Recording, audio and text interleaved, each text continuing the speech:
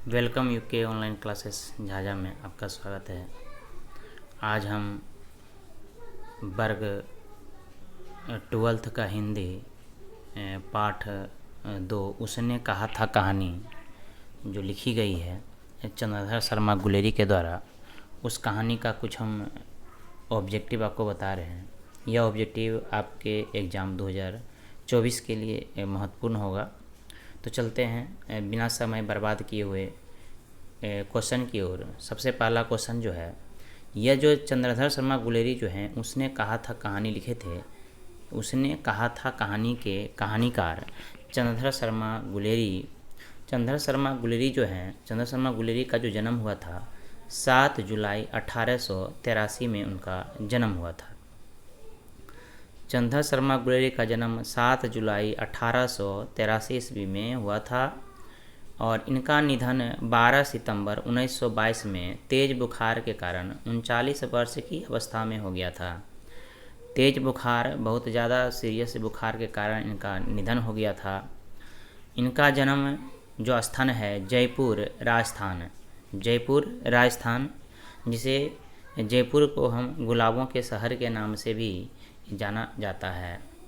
Next सवाल है, चंद्रधर शर्मा गुलेरी जो थे उनका मूल निवास स्थान जो था वह कहाँ था। उनका मूल निवास स्थान गुलेर जगह का नाम है, एक गांव था, जिला कांगड़ा, हिमाचल प्रदेश में ये पड़ता है। नेक्स्ट सवाल है, चंद्रधर शर्मा गुलेरी का माता का नाम क्या था। लक्ष्मी देवी, माता का नाम लक्ष्मी देवी।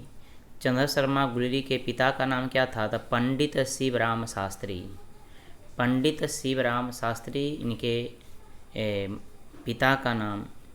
नेक्स्ट सवाल, आगे चलते हैं। गुलेरी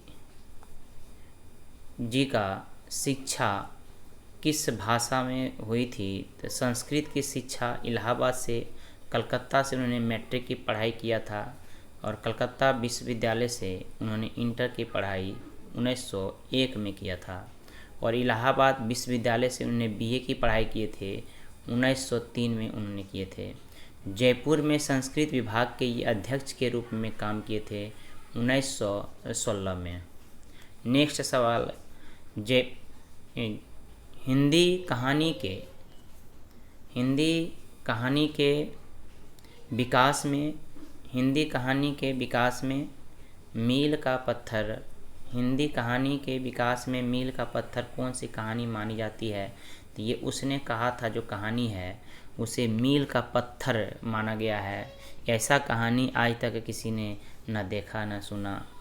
ये बहुत एक दर्दनाक कहानी होती है जो शुरू से अंत तक लहना सिंह अपना जो कर्म है, उस कर्म को, जो बात सूबेदारनी बोलती है उस कर्म को निभाने के लिए वो चल पड़ते हैं। नेक्स्ट सवाल आगे है, कुड़माई थोड़ा अलग लिखा गया है। कुड़माई का अर्थ क्या होता है। तो मंगनी, शादी विवाह में जो होता है मंगनी, तो कुड़माई का अर्थ जो इसमें बताया गया है वो मंगनी होता है।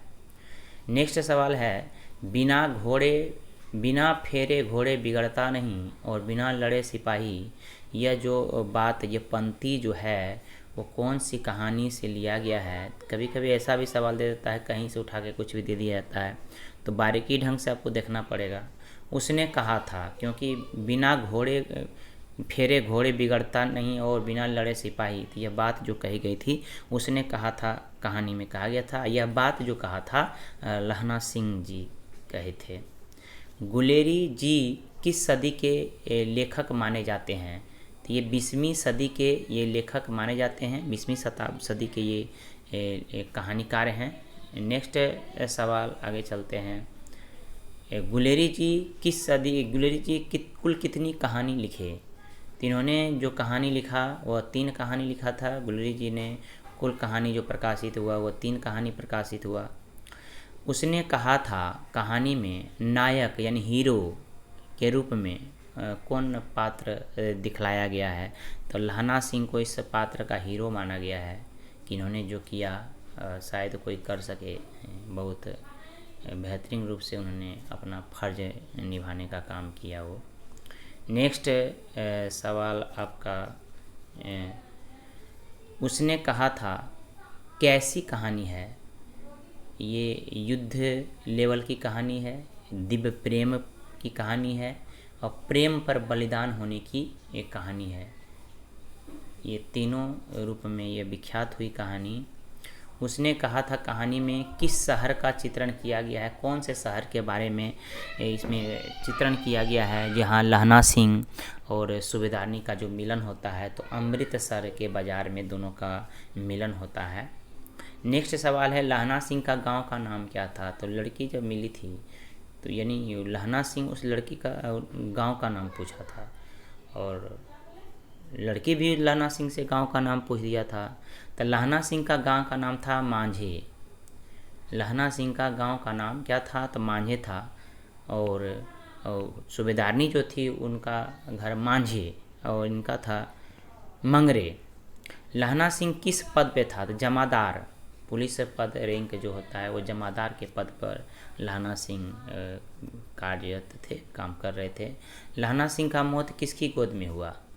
लहना सिंह जब अंतिम सांस लिया तो वजीरा के गोद में उनका निधन होता है, लेकिन युद्ध समाप्त होने के बाद ही। पलटन का विदूषक कौन था? पलटन का विदूषक का नाम था वजीरा सिंह। पलटन का जो विदूषक था वो था वजीरा सिंह। नेक्स्ट सवाल हजारा सिंह के लड़के का नाम। हजारा सिंह जो बाद में सूबेदारनी का पति बनता है ये।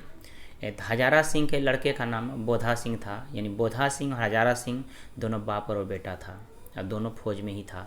नेक्स्ट सवाल, चलिए नेक्स्ट सवाल है कि भारतीय सिपाही की लड़ाई किसके साथ हुई थी? तो जर्मनी देश है, उसी के साथ भारतीय सिपाही की लड़ाई हुई थी।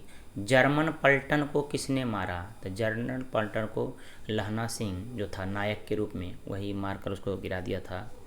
लहना सिंह का राइफल का नंबर कितना था? लहना सिंह का राइफल का नंबर जो था वो 77 या 77 नंबर राइफल का ये जमादार था। सरकार ने सूबेदार को ज़मीन कहाँ दिया? लायलपुर में। उसने कहा था कहानी लिखा गया है, कहानी होना चाहिए। उसने कहा था कहानी कब प्रकाशित हुई? तो 1915 में ये कहानी प्रकाशित हुई थी। नेक्स्ट सवाल है बोधा कौन था? हजारा सिंह का बेटा। आपको यह वीडियो कैसा लगा? अगर अच्छा लगा तो ज़रूर एक बार सब्सक्राइब कीजिएगा। बहुत बहुत धन्यवाद। नेक्स्ट हम अगला वीडियो में मिलते हैं।